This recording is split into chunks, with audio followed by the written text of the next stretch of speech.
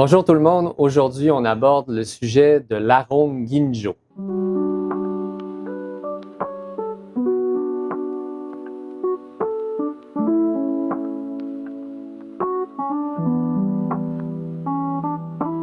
Le Ginjoka ou l'arôme Ginjo, c'est un arôme qui émerge des sakés où le polissage est fait de manière plus intensive.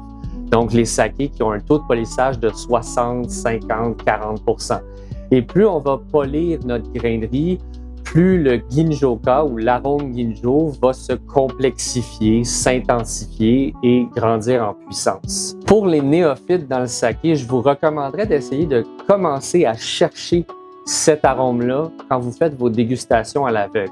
Ça peut vous donner un point de repère sur quel type d'appellation est lié au saké, simplement avec le style qu'on va avoir. Plus on est complexe en Ginjoka, plus on est dans le haut de la pyramide des Tokute Meisho, des sakés d'appellation, et moins ces arômes-là sont présents, plus on est dans le bas de la pyramide.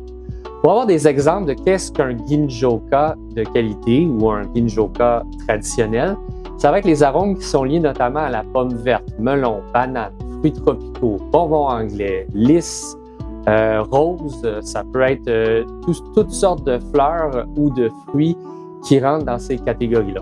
Il faut aussi faire attention parce que ce n'est pas tous les fruits qui sont considérés comme des Ginjoka.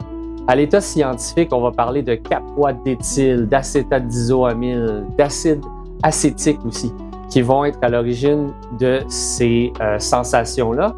Mais si on parle d'arômes, par exemple, de raisins style muscat, ça peut être de la lime, du kaki, des mandarines, l'orange, par exemple, ce seront des fruits qui vont apparaître davantage dans les junmai ou les honjozo, plus que dans les ginjo, daiginjo et leur équivalent junmai. Pour avoir des bons exemples de qu'est-ce qu'un ginjoka, je vous recommande les deux produits junmai de Zaku.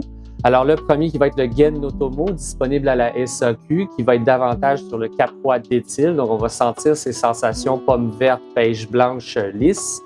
Le deuxième, le Honotomo, qui est davantage en importation privée chez les partenaires restaurateurs qui l'ont au menu.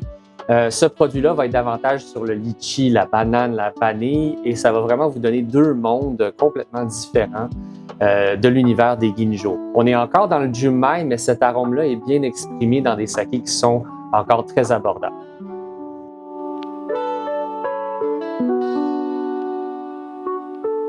Pour plus de détails quant à la dégustation de ces deux produits-là, je vous invite dans une prochaine vidéo.